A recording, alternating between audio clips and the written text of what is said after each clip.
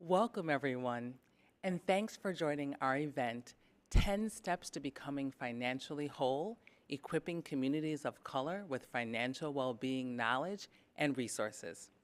My name is Anita Wilson-Wellen, and I'm the Vice President of Talent Management at BCU. Here at BCU, we are very proud of our efforts that we've made in diversity, equity, and inclusion, including this very exciting partnership with Tiffany Aliche, who I'm also personally a big fan of hers. But before I introduce Tiffany, I want to share how BCU empowers everyone we serve to discover financial freedom. As a financial benefit provider that offers credit union services, we seek to equip communities of color with financial well-being knowledge and resources. Whether it's digital tools, one-on-one time with a financial coach, or joining the credit union to save money, we are here for you. So please make sure to check out bcu.org today. Now I'd like to introduce you to our presenter, Tiffany Aliche. Tiffany, the Budgetnista Aliche, is America's favorite personal financial educator. A New York Times bestseller of the book called Get Good with Money, an NAACP Image Award nominee, and the first Black woman to grace the cover of Money magazine's Solo, Tiffany is a trailblazer in the personal finance space. Her monumental Live Richer movement has helped over 1 million women worldwide save, manage, and pay off hundreds of millions of dollars. She regularly appears as a financial expert on The Real Daytime Talk Show and co-hosts a top-ranked financial podcast called Brown Ambition. Tiffany also co-founded an online school, the Live Richer Academy, which teaches women worldwide how to take their finances to the next level and achieve their personal goals. Tiffany is a former teacher for 10 years with a master's degree in education. And in 2019, she partnered with New Jersey Assemblywoman Angela V. McKnight to write a bill that was later signed into law, A 1414 called the Budgetnista Law. This law mandates financial education to be integrated into all middle schools in New Jersey. She has been featured in the Wall Street Journal, the New York Times, Fast Company, Reader's Digest, USA Today, Cosmopolitan, InStyle, Forbes, Redbook, Black Enterprise, and U.S. News and World Report. And she's been on the Today Show, Good Morning America, CNN, OWN, and CBS. And she currently lives in New Jersey. And now I'd like to pass it on to Tiffany. So I'm so excited about this today. Tiffany? Thank you so much, Anita. Hey, everybody. My name is Tiffany Aliche. I'm better known as the Budgetnista, and I'm so excited today because we are going to get you all the way together financially. We're going to work on something that I like to call financial wholeness, and there are 10 specific steps. So if you take a look, yes, that is me inside of a cart at Target, doing the most, as per usual. I climbed into that cart because I wanted to showcase just how important getting good with money and financial wholeness was. And my book had just come out, so I just got a little overwhelmed. So what you can expect from today's lesson, or really just our time together today, you can expect to learn about financial wholeness. You can expect to be able to ask questions. You can expect to get a little bit of homework. And you can expect to really start to build the foundation for the rest of your financial life. So let's get this party started. First things first, what is financial wholeness? You might have heard of it before because I made it up. At least I made up the phrase financial wholeness. This is when all aspects of your financial life are working together congruently, right? It is basically your economic foundation that you built your hopes and goals and dreams on. There are 10 components. They cover your income, your budget, savings, debt, credit, investments, retirement, insurance, net worth, and estate planning. It also, see, the thing about financial wholeness is that it will help you to create the life that you're saying you want to live. Like, I believe in financial freedom, but oftentimes it can feel really overwhelming. And financial wholeness really is the foundation that financial freedom is built upon. So before we really get started with today's lesson, if you heard Anita before, you know I used to be a teacher, preschool teacher to be exact. So we're having a quick pop quiz. Oh, you didn't know you're going to get a quiz? Yes. So pop quiz in the comments. I want to know from you, what is your financial nickname?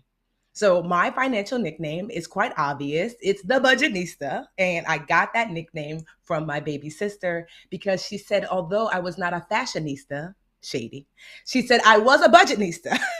Really good at managing my money. So if you had to come up with a nickname that described you and your relationship with money, what would that be? And post it in the chat so we can all get a little laugh before we get started. Okay. So step one to financial wholeness is budget building. Hello, I'm the budgetnista, right? So here's the thing you have to ask yourself. You want to say, I have a written and at least partially automated personal budget, and you have the necessary checking and savings accounts to support that budget. You might think to yourself, well, first in the comments, if you have a budget, type 1. If you don't have a budget, type 2. Just so we can get clear on like who has a budget and who doesn't. It's a no judgment zone here. So when I mean if you have a budget, type 1, are you actually using that budget? Right? So if you have a budget, you're actually using 1. If you don't have a budget or you're not using the one you do have, 2. I'm going to give you my 4-step budget building plan. I should have said this ahead of time. I'm really big on notebooks. So get yourself a pen. Call someone to go get your notebook because you're going to want to take some notes. Like teacher Tiffany is in session, right? So step 1 to creating your budget. This is just a 4-step budget, super simple. List everything you spend money on. I call this your money list. So just like kind of let your brain explode, you list everything. 2, write down how much you spend monthly on each item of your money list. That's important because a budget is a picture of money in, money out within a specific time frame. And we're going to do a month. So step 3 is add up the expenses on your money list. Step 4, subtract what you make each month on average from what you spend each month. That is a basic budget, just a picture of money in, money out within a month. If you're anything like my sister, she doesn't like budgeting. So I came up with a way to budget without actually budgeting now that you have your numbers on paper. And I call it the split it before you get it. So here's what you're going to do. Now that you know your numbers, you are going to go to HR or payroll and ask if they can split your paycheck into 4 bank accounts, 2 checking, 2 savings. Checking 1, spending account. Checking 2, your bills account. So you have to get clear. That's why I wanted you to create your money list. Put a B next to everything that's a bill so you know exactly how much to set aside. Because you're going to ask HR and payroll and say, hey, can you put that money in my bills bank account every month? And here's how much I want to set aside for spending. Spending could be spending on you. It could be anything like groceries, basically any cash spending that you would normally do. The 4th bank account is your 3rd bank account is savings number 1. That is your short-term emergency savings fund. Ideally you want to have about 3 months or you want to work toward that. The 4th account, savings 2, is your long-term goals account. And I want you to emphasize investing. So you are saving in that long-term goals account for like big ticket items and to eventually be able to invest if you're not already. So those are the 4 accounts that you're going to want to ask your payroll department to split your money into. And that's so great because what your money is literally going to come in and drop into those accounts. And if you automate the process, you don't have to worry about it. Automation is the new discipline, right? So the bills will pay themselves. You will not have, I suggest you don't get a debit card attached to your checking account for bills, so you don't accidentally swipe away bill money. The money that's attached to your checking account, number one, your spending account, that's the card that you're going to be able to use freely, and your savings is going to be saved automatically. So that is step one, super simple. I like a little call and response. So if you got it, I want you to say got it in the comments. Got it? Got it. All right, let's move on to step number 2. If you don't feel like writing notes, it's okay. Sometimes people like to get a B in class instead of an A. Feel free to screenshot. I have no problems. You could screenshot like the screen. So that way, if you just want to screenshot what you're watching today and just listen, okay? So step 2, save like a squirrel. Here, you want to be able to say, I have a savings plan that protects me in case of emergencies and that helps to fuel my personal goals, right? So I want you to think of goals, one, in 2 categories: emergency savings goals, and then like goal savings goals, like big savings goals, like with an emphasis on investing, like I mentioned before. So now, why save like a squirrel? Because squirrels, unlike human beings, are super savvy savers, right? Squirrels recognize, you know what? When it's fall, I work the hardest and I save the most. And when wintertime comes, what do squirrels do? They live off of the acorns that they save during times of abundance. Human beings, you and me, we don't do that. What do we do when times are good? We got a raise, we got a bonus, drinks on me, right? That's when we spend the most. But I want you to flip that. I want you that when you get your raise, when you get money, when things are really good, when the economy is great, you can lean in and save the most. And consider those 2 savings categories. I want you to set aside for emergencies. Like we are tiptoeing into, well, not really tiptoeing, but into another recession, right? I know you've seen it on the news. You might be worried about it. And one of the ways to circumvent having it hit you hard is to have emergency savings. So ideally, you want to have at least 3 months, and depending on how quickly you'd be able to get back in, like to get your money back, meaning like, for example, my mom was a nurse before she retired. 3 months was more than enough for a nurse because she could quickly get another job as a nurse. For my sister, who is an engineer, she realized that it took her almost a year to get her first job. So maybe she wants to have 6 months to a year's worth of emergency savings. So depending on how quickly you think that you can replenish your money or get back to work, that's how many months you want to have for emergency savings. I like to save what I call my noodle budget. So if you're anything like me, when I was in college, I survived off of ramen noodles because they're 25 cents a packet. And so your noodle budget is, what's your bare bones if you had to get rid of all the luxuries and only pay for the things that essentials? Like, what is that budget? So you're going to use your money list from step 1 and really ask yourself, what are the essentials that I must have for health and safety?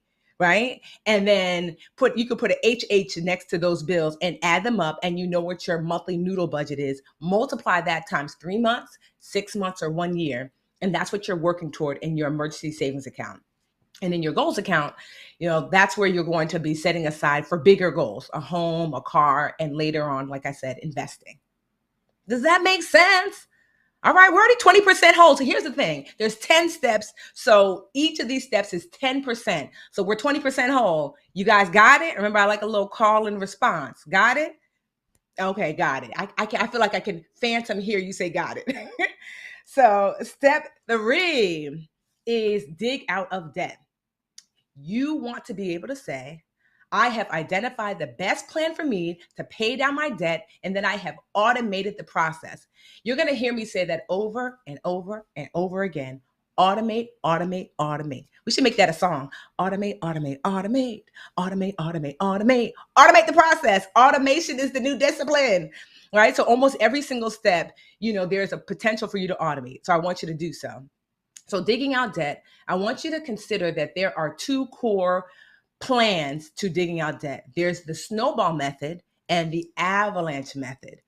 So the Snowball Method will have you prioritize paying off your debt with the largest balance first, right? Not the largest balance first, I'm sorry, with the smallest balance first.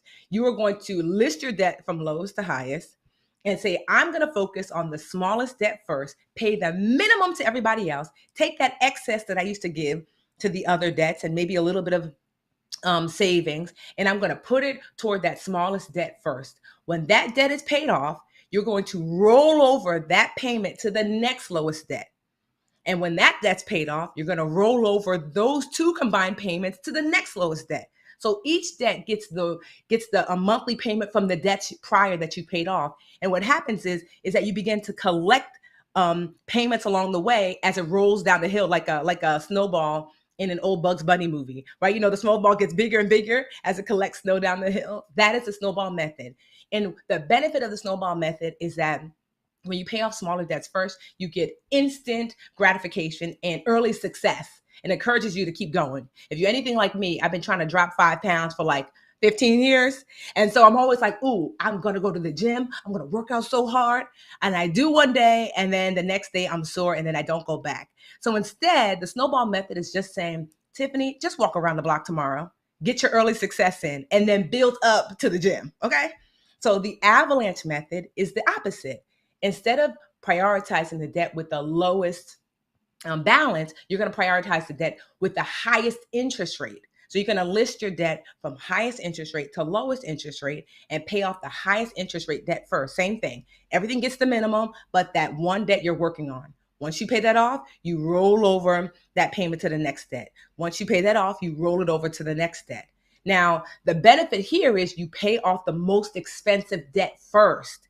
But here's the thing with the avalanche method, that it can be overwhelming, because what if the debt with the highest interest rate is also the highest balance and it takes you years to pay it off? So what I like to suggest is start with the snowball method, walk around that block. You know you're not going to the gym every day this week. Just walk around the block. And as you get to a debt that's a little bit more expensive, then you can switch over to the avalanche method. So that's what I suggest. Got it? Good. Next up, we have scoring high credit. Whoo, Charlie, let me tell you something about credit. Credit has a little bit of attitude. Credit is like, I need you to know me before you need me. Because this is what we do. I want to buy a house tomorrow. My credit score. It's like, no, let's get your credit score together before you actually need it. So you're going to want to know it before you what? Need it. Okay? So typically, many lending institutions are going to use your FICO score, and the FICO score range is 300, which is low, all the way up to 850, which is perfect. Okay. And so, but here is the real gag. So you might have a friend that's like, my FICO score is an 820. You can let her know, sis, it's not that serious, because did you know that 740 is the beginning of A+ credit? So your 740 and her 820 will likely get you about the same interest rate if you're going to borrow. So you really don't have to work so hard to try to get a 850 credit score. 740 is the beginning of perfect credit. When you think of credit scores, I want you to think of this. Your credit score is like your financial GPA, your grade point average from school, right? It is a collection of the financial choices that you've made. It's an average. So people ask me, how do I raise it? How do I fix it? It's like, know that it's an average. So the more A's you get, the more on-time payments, the higher the score will be. Okay? Your credit report is like your transcript that you used to get in school, right? So it's like a list of all your choices, but kind of written out.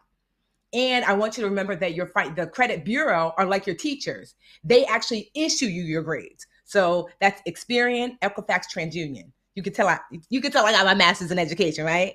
GPA, credit score, transcript, credit report, credit bureaus, your teachers. Got it? Good. So FICO score range again is 300 to 850. 740 is the beginning of A+ credit. There are 5 components to your credit score. And so 10% is increase. That just means anybody but you that looks into your credit for the purpose of lending you money. So like I was just at Marshall's the other day and they said, do you want to open up a Marshall's card? And so if I would have said yes, that could affect my credit score anywhere sometimes from 8 to even 30 points. So you want to say, no, don't do it, right? 10% is type of debt. Type of debt is just like your mix. Like you've got some revolving debt, which is credit cards. You've got some You've got student loan, a mortgage. These are loans, right? And so the tip, really, you just have to live longer. You don't have to encourage an additional debt in order to get this 10%, this type of debt. 15% is length of credit history. This is an average. So typically they're going to look at how long you've had like your mortgage, how long you've had student loans, how long you've had your credit card debt. Again, it just means you just continue to live, because as an adult, the older you are, the longer you probably are working with credit. That's 15%. The last 2 percentages are the one I want you to focus on when raising your credit, right? And that is 30% is amounts owed. How much do you owe? AKA, they call it utilization often. So what that looks like is this. Let's just say you have this one credit card. It's $100 limit, and you have a $90 balance on that card. The problem is that's too high. Ideally, utilization should be under 30%. That means on a $100 limit card, you want to keep your balance under 30%. 30 is the new 100. 30 is like the max if you're trying to at least maintain your score. If you're trying to raise it, even lower than 30. So keep that in mind. Get your utilization down, pay down that debt. 35% of your score is payment history. Just, do you pay the people? Do you pay on time? Okay, right? So one of the ways you can do that is automate, automate, automate, automate, automate, automate. I told y'all we were going to talk about automation all day. Automate your bills from your what? Bills account. You see the loop? Right? Use your bills account, automate your bills, and this is going to help with 35% of your score. So pay down your debt, 30% of your score, pay it on time, 35% of your score. Now, if you really want to make your score do what I call jump like Jordan, I know everybody's into LeBron, but I grew up in an era where Jordan was, reign supreme. So here's how you make your score jump like Jordan. You get a card, you have a card already. Once you pay it off and you get it to zero, put the smallest debt you have on that card. I like to put the gym membership that I never use on that card, right? So my gym membership is like $10 a month. So I put that on that card, and then I say, hey, bills account that I opened with step one. Bills account, I want you to charge that card every single month, right? Not bills account, gym I never use, charge that card $10 every single month. And so the gym says, okay, I'm going to charge that card every month. And then I say, bills account, pay that card every single month. And the bills account says yes. And then I automate the process. There is something magical about paying off debt in full. The credit bureaus, your teachers love it. They love it. They don't care if it's $10, $10,000, $10 million. The amount doesn't matter. It's the habit of paying off a debt in full every month. So literally, I call that my Jump Like Jordan card, and I keep that card at home. And I just have that system automated. It's charged every month for $10. It's paid off every month for $10. Got it? Just make sure of this. Call your credit card company and ask when the statement date is. Meaning, when have they told the teachers, the credit bureau, that you used the card? Because you want the teachers, the credit bureau, to acknowledge the usage of the card before you pay it off. Because if you pay it off too soon, they'll never know that you used it and paid it off. Okay? So ask for the statement date. So pay it off after the statement date, but not after the due date. You want to be on time. Okay. All right. You're 40% financially whole or getting there. Now, step 5, learn to earn. All right. Learn to earn. Step 5, increase your income. You want to be able to say, I've identified ways I contribute value to my job and feel confident I can leverage them to ask for a raise or promotion. I'm sorry if your boss is watching. They want a raise. Or I already have multiple streams of income, and or I know how to increase my income by monetizing my existing skill set and education.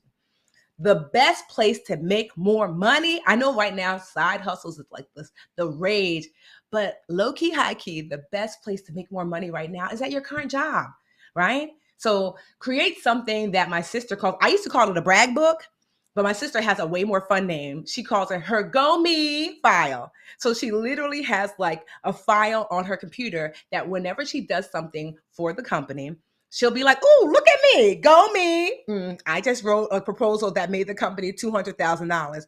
Oh my gosh, go me. I just saved the company $100,000 on whatever thing I did." So it's important to write down the thing that you did in a notebook, maybe email it to yourself, or file on your computer, and to try to to quantify the value that it's brought. So if you want to quantify the value that's brought, because that way you can say, when you sit down for your review, you're not really asking for a raise. You're like, so I was able to bring in $500,000 last year, or save the company $250,000. And that's why I'm asking for a, 10% raise, or whatever it is that you're asking for. But do you see? Because you're showing the value that you're bringing in. So you're not actually asking through a raise to take money from the company, just to participate in some of the value that you brought to the table. You're welcome, right? So you want to do that. And consider also increasing your qualifications. Maybe there's education or certification that you can get. Before you do that, though, ask your company if they'll cover the cost, because some companies will, and also make sure that that certification or qualification is going to make sense. Don't just go and get it and then find out later that that's not the certification needed to go to the next level, or that certification gives you like a horizontal shift and not a vertical one where you go up. Okay. And always, always, always negotiate new job offers. I never did this. And if you're a woman watching, many women don't do this. The statistics are crazy for how many women don't do this. I'll give you an example. When I first started teaching preschool, there's this little preschool in Plainfield, New Jersey that I was going to teach, And I remember the woman was super excited. She's like, oh my gosh, I love you so much. You're so great. My son is actually 3 and I want to put him in your classroom. But the caveat is, Tiffany, here are the rates. She showed me this paper. It's not this paper, obviously. I like to use visuals, right? And she was like, here's how many years you have, 0. Here's your education at the time, bachelor's. According to this chart issued to me by the government, I could only pay you $32,000. And I was like, I was 21 years old, freshly graduated from college. And I was like, okay, the paper says $32,000. You have a deal. And then my dad found out. He was like, no. He's like, you know what? I'm actually a CFO of a small nonprofit here in Newark, and they have childcare centers as well. If that's what you're looking for to start teaching, we can offer you here at the childcare center $39,000. It doesn't take a genius to do the math. 32, 39. So I was like, I'll take 39. So I went back to the woman in Plainfield and said, hey, thank you so much for the offer, but I'm going to have to decline. And she was like, no, but I love you. I want you to teach my son. And I was like, well, I got another offer. And she said, for how much? I said, $39,000. And she was like, oh, wait, she got to type in, we can offer you 36. I was like, wait, what about the paper, the chart, the grid, the government? And that was the first time I realized that if people really want you, they'll find the money, oftentimes. And I realized that, I just assumed I couldn't negotiate, so that I didn't. And so always negotiate new job offers, because you don't know the budget they have before them. Don't just take the first thing that's thrown out. Okay. Now, the second best place to make more money definitely is a side hustle. I'm not talking about another job that's going to take you as much time. So you want to make sure that if you like your current job and you want to stay there, but you want to make a little extra money on the side, first assess your skills. What things are you good at? When I was teaching preschool, one of my side hustles was I used to babysit and I used to tutor, because hello, kids and me are like peanut butter and jelly. So I assessed my skills and said, I'm good at teaching. I'm good with kids. 2, you want to decide which skills you're going to monetize, because you might have a bunch of skills. Like I might be good at gardening and cooking and all these other things, but that might not be a skill that I want to monetize, because you want a skill that you're going to get a direct return on investment. Meaning that as soon as you do it, you'll get paid. I know if I tutor today, I get paid today. If I babysit today, I get paid today. Because a side hustle is not about, you're not going to want to wait 2 or 3 years. This is not a business. This is just, I want instant return on investment. So 3, you also want to focus on the money. What is the income potential? So when I assess side hustles, I ask myself, do I have to learn something new? If so, I probably don't want to do it. I want to be able to lean into what I already know in order for me to make additional money. And then 2, I also ask myself, because of my current experience, can I ask for more? And so certainly, because I was a teacher, because I had my master's in education, because I had education, I could ask for more money. And so these are some things you want to look at when you're thinking about potentially adding a side hustle in order to make more money. But like I said, ideally, You're wanting to start to make more money and learning to earn at your current job so you don't take on additional work unless you want a side hustle because that's truly your passion. Okay? Got it? We're 50% whole. We're halfway there. You feeling it? I don't hear you. Okay. You're feeling it. Good. Good.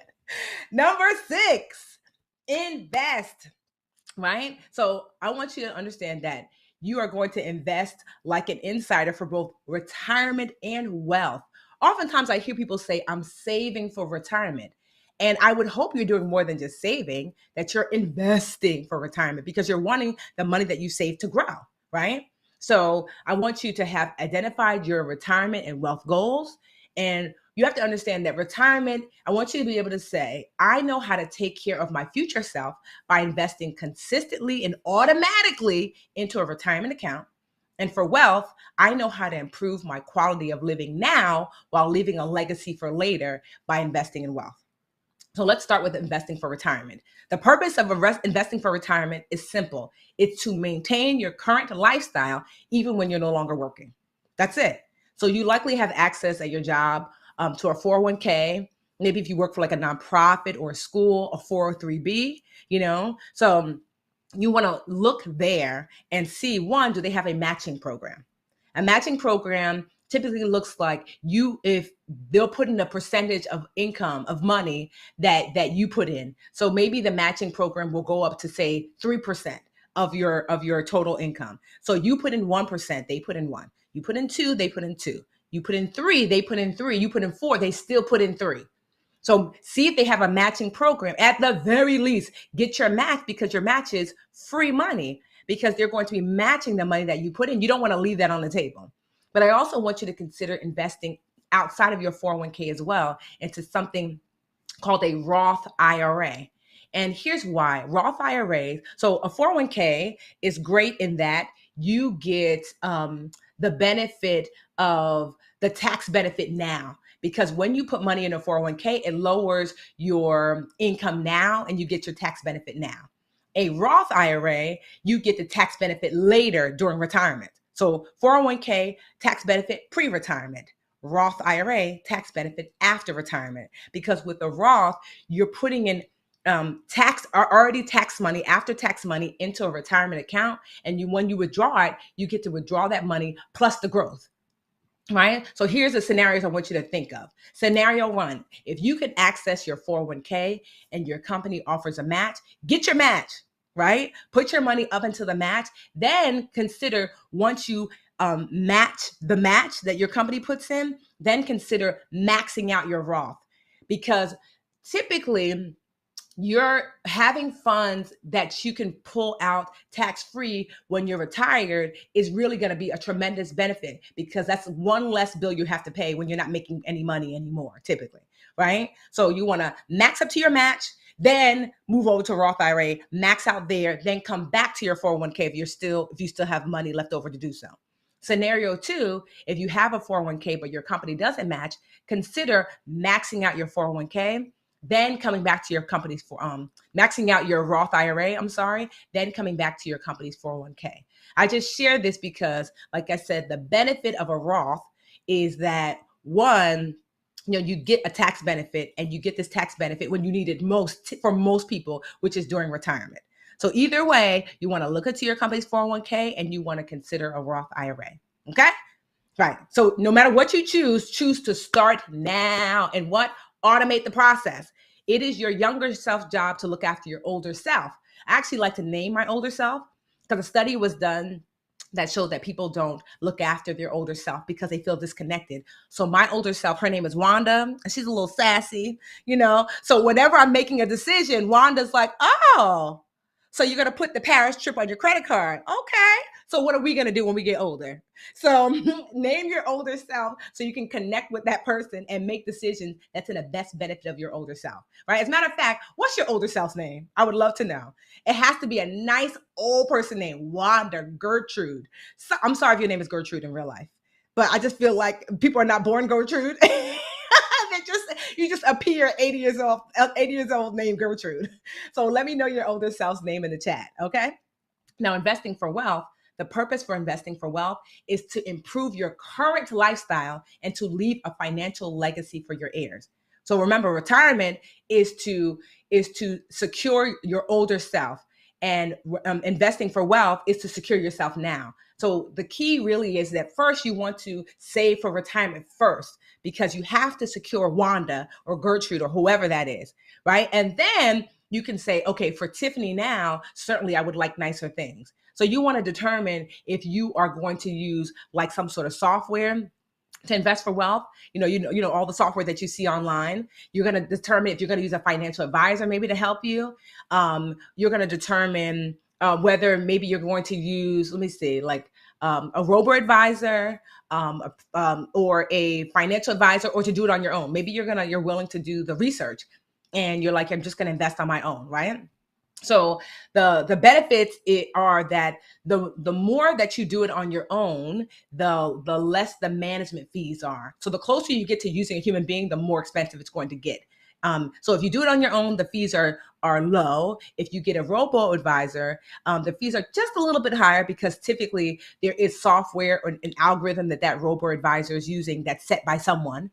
And then if you use a financial advisor, then the fees are even higher still. But then it's kind of like, you can be more hands off and you don't have to worry about making a mistake. That's for you to decide and choose. There's no right or wrong. You're also going to determine, when investing for wealth, are you going to invest in individual stocks? That's just one share of a company, or a share of a company. Mutual funds, that's a basket of company shares. Or ETFs, which is a basket of company shares that maneuvers like a stock, that you can buy and sell like a stock. So think about this: stocks, individual shares, right? Mutual fund, like I said, it's a basket, and the ETF is like the love child of the two. It's the basket that acts like a stock. Okay. And what's really important, honestly, more than anything, is that you invest for retirement first, solidify that, and then start to learn the language, take courses of investing if you're wanting to invest for wealth. It's okay if you don't get to investing for wealth, as long as you make sure that you get to investing for retirement. All right. And don't forget to what? Automate the process. All right. We are rounding into 70% financial wholeness insurance. So I want you to get good with insurance, right? I want you to say, I know that I have adequate insurance coverage because I understand and have calculated my insurance needs around health, life, disability, property, and casualty insurance, which is like home and auto insurance. All right. So for sure, you're going to want to get health insurance, either through your job or through the marketplace if your job doesn't offer it. You're going to want to explore life insurance. Life insurance is not something that everyone needs necessarily, but if you have dependents, meaning children, if maybe you have like a disabled, maybe a disabled sibling that you're looking after, anyone that's going to depend on your income if you're not here, then you're going to want to get life insurance, or if you would leave debt behind. So I got my first policy when I was 25 because I bought a condo. And I said, if something happened to me, I want that whoever's left behind is able to pay for the condo. And so I got life insurance based upon that. The rule of thumb is to get life insurance policy that's 10 times your annual salary. I'm talking about term life insurance. That's 10 times your annual salary and would cover any debt you leave behind. So just keep that in mind as you're thinking about life insurance. I want you to explore disability insurance. Ask your employer if they offer it. And also ask if they have supplemental insurance. Oftentimes, like I have my own company, we have access to supplemental insurance plans, and that our employees through us can pay additional at a really low rate to get supplemental insurance plans for disability and things like that. So ask your employer about that. You definitely want to get, obviously, property and casualty insurance. If you have a home, apartment, think about renters insurance. Renters insurance is very inexpensive. You for sure want to get it. It can be as low as like $10 a month. But if something were to happen, the person that owns the property where you live in, they likely might be covered, but your stuff may not be. So get your renter's insurance, car insurance, obviously. And so make sure that you're properly insured. Some extra insurance to consider is pet insurance. I had a friend where her beloved cat she didn't have pet insurance and the cat got sick and she spent thousands of dollars to try to save the cat and the cat ended up passing away anyway. But if she would have had pet insurance, it would have absorbed those costs, you know? And then there's also umbrella policies. So if you're someone who you're really starting to grow wealth, or maybe you have investment properties or things like this, umbrella insurance, you have your normal policies and then you have an umbrella that goes over it. And it's fairly inexpensive. I remember the first time my financial advisor suggested it, she said, let's get you $1 million umbrella insurance policy. I was like, that sounds expensive. She was like, no, it's $400 for the whole year. I was like, come again? $400 for 1 year to cover, for umbrella insurance? She said, yes, it's inexpensive because with umbrella insurance, you can only get it if you have these other insurances in place. And I was like, okay. So you want to ask that question of your financial advisor or maybe an insurance broker that you might work with. But just make sure that you're properly insured, because it doesn't make sense to get financially whole and to get your money together and not protect it. That is the purpose of insurance, is to protect your assets. Does that make sense? Got it? We're rounding out. Good. Step 8, grow rich-ish, okay? So this is your net worth. You want to say, I know how to calculate my net worth, what I own minus what I owe. I have a positive net worth and I know how to achieve it. I know how to increase and maintain my net worth. And I have a net worth goal with specific action steps that I know I can take each month to achieve my goal. So just know this, your net worth is assets minus liabilities. An asset is what you own: stocks, value in real estate, jewelry, art, collectibles, cash, precious metals, equipment. What you own, assets. What you owe are liabilities. So that's bank loans, student loans, mortgage, credit card debt, income tax debt, outstanding bills, personal loans. So you want to save more and make more, increase your assets and pay down your debt and try not to get into as much debt. So up the assets, down the liabilities, and that's how you increase your net worth. Okay, so your net worth. Now, the key is obviously you want to be positive, but because a lot of what I have found, a lot of people focus so much on paying off debt, and they're like, I'm debt free. But being debt free is not the same thing as growing wealth, because I have a nephew that doesn't have a car note, doesn't have student loan debt, doesn't have a mortgage, doesn't have rent. Matter of fact, Roman is debt free. But you know what Roman told me the other day? Auntie, next week I turn 7. Roman is still broke. Why? Because he's debt free, but so what? Roman's not wealthy. But you have to remember, you don't want to just be debt free. You want to also be working on increasing the assets, or you'll just be like your toddler, debt free but broke. Okay, so let's work on our net worth. All right, now we are rounding off to 90% wholeness. Your money team. This is your team of financial pros. I want you to be able to say, I have found, vetted, and assembled a team of financial professionals, an accountability partner. Basically, you want people who are going to help you reach your financial goals. Here's some people for your money team. Write this down. Accountability partner. So sister, friend, cousin, brother, father, work mom, someone that you can kind of be like, ooh, this is what I'm working toward. And they're working toward their goals too, and you could talk about it. 2, a certified financial planner, CFP, right? So this is also like your financial advisor. So a certified financial planner, though, is the top tier level of financial advisor, CFP. You don't have to have one, but consider that, if you're starting to grow wealth or you have questions, oftentimes CFPs, you can pay for maybe hourly. Typically, they get paid annually and you pay every month. But certainly I've seen CFPs that will let you chat with them for an hour or so if you have questions. 3, consider a CPA, a certified public accountant, if your taxes are more complicated than just a normal 1040, right? If you just have a house, a kid, a regular job, fine. But you have a business and maybe another house and maybe more things that are more complicated, consider having a CFP. So because not only will they make sure your taxes are done correctly, they can help lower your tax burden. An estate planning attorney. You want to, once you get to a certain age, you want to start thinking about planning for your estate, which we'll talk about in the final step. And what does that look like? But having an attorney, now this is not somebody you're keeping on retainer, just like shopping around to find someone that can help you with the things that you're going to need to plan for your estate. But like I said, we're going to talk about step 10. And then an insurance broker. Remember we talked about earlier, um, health insurance, life insurance, pet insurance. So sometimes that can be a lot to navigate. So you don't have to have these people. The only person I say for sure you should have is an accountability partner. But the financial planner, accountant, estate planning attorney, insurance broker, these are just people to consider depending on where you are in life. All right. Last but certainly not least, we are rounding out to leave a legacy estate plan. You want to be able to say, I have identified and completed the applicable components of my estate plan: trust, will, a will for sure, trust maybe, beneficiaries on your accounts, and have executed and signed and funded it.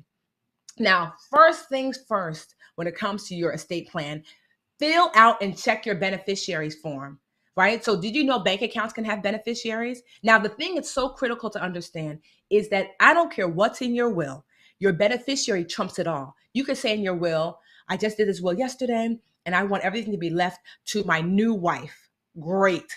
But then your beneficiary has your ex-wife on it. Guess what? If something happens to you, it's your ex-wife that's going to get access to that asset because the beneficiary form trumps the will. So make sure annually you are making sure that your beneficiary forms are updated, and know that you don't have to just have one beneficiary. You can have 4 or 5, you can have as many beneficiaries as you want on a specific asset and say 10% for this sister, 30% for that brother. You can give percentages, and you can have minors on beneficiaries as well. It just typically what they'll do is they'll hold that asset to the minor is 18. So don't be afraid to leave things to a minor. And so just consider that. Think about when it's time for estate planning, leaving a legacy, about guardianship for minor children. That's going to be in your will, And I'm telling you, I was so nervous to do my will. I thought it was going to take forever. It was a 30-minute call with my attorney. I have a really great estate planning attorney. I found her by asking around. I spoke to her on the phone, said, this is what I want. She created a template for me. I said, yes, no, fixed it. And now I have a will, right? So you also want to have something called to deal with your advance directive. So like a living will, meaning if something happens to me and I'm still alive, but I can't make choices for myself, who do I want to make choices for me? Because what if you don't want it to be your significant other? What if you want your mom to do that? Because your mom's a nurse and maybe she knows better. So you also, not just a will, you want to have a living will too. That's important. And then some sort of document about your long-term care plan, especially as you start to get older. What do you want that to look like? And for some people, they might want to set up a trust. If you have assets greater than 500,000, consider it. If you have assets more than, say, 5 million, 100% you need to have a trust. Because a trust is going to allow you to not, for your heirs to not pay the fees of having your wealth transferred to them, because that happens while you're still alive via a trust. Okay. So as you have more money, consider a trust, right? And execute. Execute just means sign them, because nothing makes sense to have a will if you don't sign it. All right. Really quickly, we have some homework, right? Well, one, did you guys enjoy? Because I enjoyed you guys. If you enjoyed, you can find me more at thebudgetnista.com. I'm the Budgetnista on Facebook, Instagram, Twitter. I would say my favorite is Instagram and Twitter. So feel free, to tweet me, if you want to take a little picture today and say I had an amazing time with Tiffany today. I would not be mad at that. If you want to tag me on that on Instagram in your stories, hint, hint. All right. So we do have a little bit of homework because I used to be a teacher. So homework, choose one of the financial wholeness steps that you're going to work on within 24 hours. Just choose one. You don't have to do everything, but just choose one. 2, automate, automate, automate. Tell yourself, what am I going to begin to automate? Is it my bills? Is it my savings? What am I going to begin to automate? And then 3, I want you to become a paper towel person, And so a paper towel person just means, my dad was somebody, if I spilled something, he would kind of fuss. And my mom would just go get a paper towel. And that's someone who is solution focused. We all make mistakes. Everyone spills a little juice from time to time. But I want you to focus on, what is the paper towel? Let me get straight to the solution.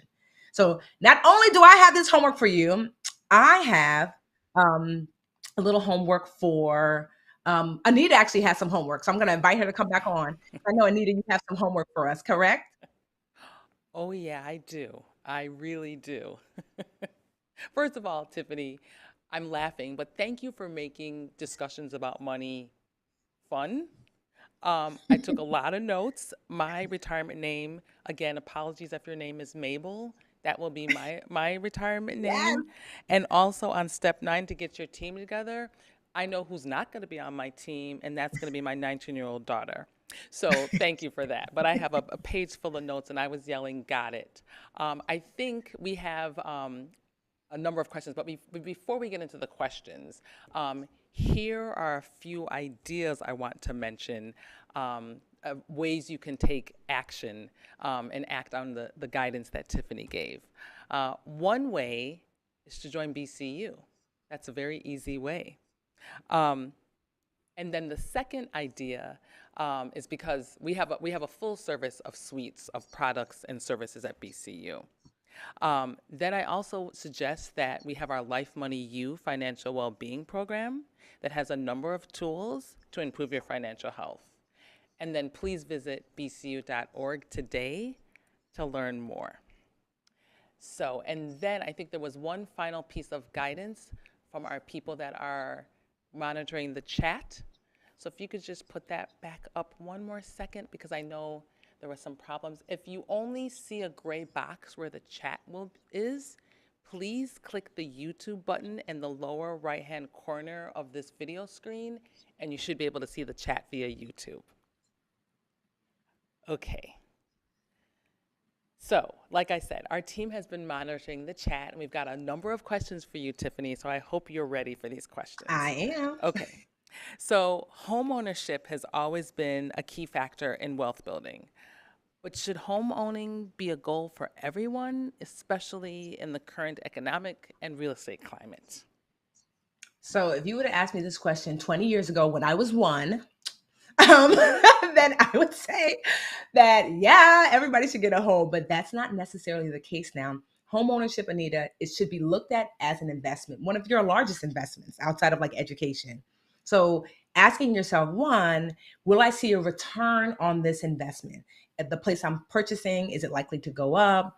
Will I be able to, is the mortgage rentable? So this was critical during the last recession for me, that I had to move out of my condo and rent it out, but I could only rent it out for $1,200 and my mortgage was $1,660. I wish I would have considered that.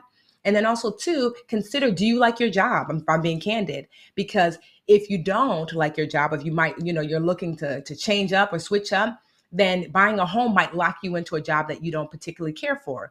So consider those things when you're purchasing a home. That's certainly, home ownership for me has been a key to unlocking some wealth for me, but that might not necessarily be the case. So just consider those things. Thank you, Tiffany. That totally makes sense. Okay, another question we have. If you have a kid going off to college, I have one now in college, how should the amount of student loans required factor into the decision of which school to attend? So first of all, Anita, you and your daughter must be twins, because I'm like 19, you're 19 as well. Oh, thank you. So I would say absolutely, now more than ever, because more and more students are leaving with higher and higher student loan debt, and then they're not seeing a return on that investment. And so obviously we want our children to go to the best college possible.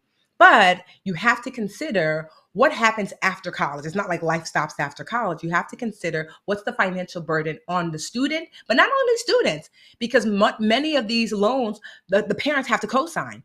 So what does that look like for you as well? So you want to balance the best school possible, but also a school that is affordable as well. So I would say that there should be a 50-50 balance there on the cost of the school and what it's going to cost you, as well as is this a really great school for my child to attend? Thank you for that. Speaking of kids, again, how can we help our kids understand the power of budgeting and the value of money and set them on the right path? I told you yesterday how I created a list of chores for my daughter, and then she would look to see what the money she wanted. This was 7. And then I took taxes out of it. I faked taxes and tithing, and I did a 401k match. It worked for like a year, maybe. So how do you suggest that we help our kids understand how to budget? So you have to make it real. So I did this when I taught preschool, but also my sister, I saw her do this the other day. My sister Carol, she's got 2 kids, Roman, who is 6, and Amelia, who is just turned 5. And Amelia is really into art, so she'll draw pictures. So she told her, hey, Amelia, do you know you can sell your pictures for $1 to, grandma, grandpa, auntie, uncle? So Amelia would have her little portfolio because she knows the word. She's like, Auntie, I have my portfolio and would you like to buy a picture? And I said, how much? She said $1. And so I gave her my $1 and she was so excited. And then I asked my sister, what do you guys do with them? She said, I have a little wallet for them. And she said, once a month we go to the dollar store. So because she wants them to understand that, one, I worked for this money, and two, this $1 can buy this thing. But some things in the dollar store, which doesn't make sense to me, sometimes are not $1, they're more. But they'll see like, this is $5, this is $10. But now at 5, she has a point of reference. Do you know the other day, Anita, they were walking around the house. I think it clicked to them and they said, Mommy, how many dollars was that table? And she was like, 50. She was like, 50 pictures? Because she realized how many drawings she had to make. And she's like, what about the TV? And she was like, 200. What about this? So they're walking around the house like amazed at how much things cost. And this is a 5-year-old. So certainly you could do this with your 15-year-old, is give them a job, so that way they can qualify and quantify like how much things actually cost in the real world, and then charge them with paying for certain things in their life. If they're really little, the dollar store is fine. If they're older, or like, maybe there's some back to school clothes that they're wanting that you can help them do. And then also there's a chant that I give like all of my students before you spend any money. And do I need it? Love it, like it, want it. Need it, love it, like it, want it. Need it, love it, like it, want it. These are your spending priorities in order. First come your needs: food, shelter, clothing, water, health and safety spending. Then your loves. Because what I found is people jump right over loves because they tend to be more expensive. I would love to go on a trip. I would love to purchase that item that's going to take me time to save for. And they jump right to likes and wants. Likes are temporary, as are wants, right? So something is a love if a year from now it's still going to bring you joy. Something is a want if it's less than a year from now, you're going to probably forget it. And I need to like it. No, if something is a like, if less than a year from now, you'll forget it. And something is a want if it's just instant, you won't even remember the next day. So I want you to spend most of your money on your needs and your loves. And that's how you get more fulfillment from your money, like the way you spend your money. So need it, love it, like it, want it. Heavy on the needs and the loves, and light on the likes and the wants. Mm-hmm. Perfect. And I just wrote that down because I need to tell my child that. Yes. Okay, I think we have time for maybe 2 more questions. Okay. Here's one. What is the best way to utilize pay increases? I think you talked about this: influxes of money, raise, bonus, tax return, inheritance. So first, Anita, I'll say this. There are 2 types of people, right? There's 2 yous when money's coming in. There is the before money Anita, and there's after money Anita. Before money Anita is likely like, this is what I'm going to do with the money.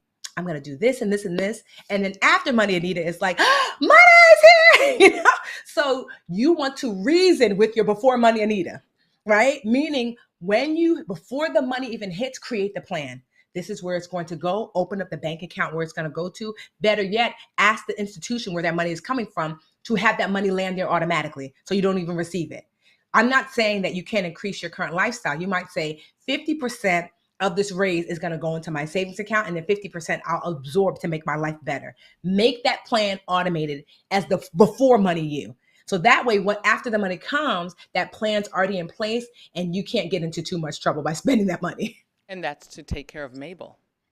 Yes, to take care of Mabel and Wanda. Okay, we have one last question. And I think this is the winner, but let me read it. Could you tell us more about why you should invest in term life insurance rather than whole life insurance? Isn't it better to have a policy that lasts your whole life? And this is the special. Well, what's this person's name? Do you know? Forte. Forte. Okay, Forte. I hope I pronounced it correctly. I'm glad you asked this question, Forte. I typically tell people to lean into term because the cost factor, right? So I had term life insurance when I was 25. It was $30 a month. It was $300,000. I lost my job. The recession, the 2008 9, 10 recession hit. I lost my job again. I was starting a bit, doing all that financial turmoil. Guess what I could still afford? That $30 a month. Whole life insurance tends to be really expensive. And they did a study that they found like less than 40% of people actually maintain it because it gets to be really expensive. There was a study I did the other day that I found that showed like, so I'm 42, that a 40-year-old woman with $1 million policy, non-smoker, I think it's like $40 a month for that woman now, right? But that same policy for in whole life for $1 million is like 700 and something dollars. 700 something dollars a month. How likely am I going to be able to keep that up during time when times are rough? And so you can't think of insurance policies, I don't believe, as investment plans. Like you don't get a car insurance policy and say, hey, how come it's not making me any money? It's there for protection. And so the protection of as long as you have that car. Same thing with term. You can get a 20 or 30-year policy because the point is, hopefully by the time 20 or 30 years are up, your dependent is an adult enough to be able to take care of themselves. So I like to think of insurance that they're protection plans, and they're not plans made to make money. We don't think of health insurance plans as plans to make money. They're just there to protect us when we're in need. And you're more than likely to be able to afford to maintain them. And so that's why I prefer term life insurance policies over whole life. Totally makes sense. And I think Forte gets something special. Oh, yes, that's right, Forte. Today is your Forte. You are going to win. So I've got an online school called the Live Richer Academy. And because you asked the question today and we picked your name, I'm going to give you, well, not me, but BCU is actually gifting you a 6-month membership to my Live Richer Academy. We've got like 30,000 students there, and take you through step by step, even better, not just me, like super experts who are even smarter than me that are educators inside the Live Richer Academy. So they're going to reach out to you, Forte, and you're going to win a 6-month membership. And just congratulations. And thank you, everybody, for today. Today was really awesome. I hope for you as well. It so was. We could talk to you all day. So I'm so appreciative. And again, thank you, Tiffany. Please reach out to bcu.org for more information, and have a great day, everyone. Thank you again, Tiffany. This was great. Thank you.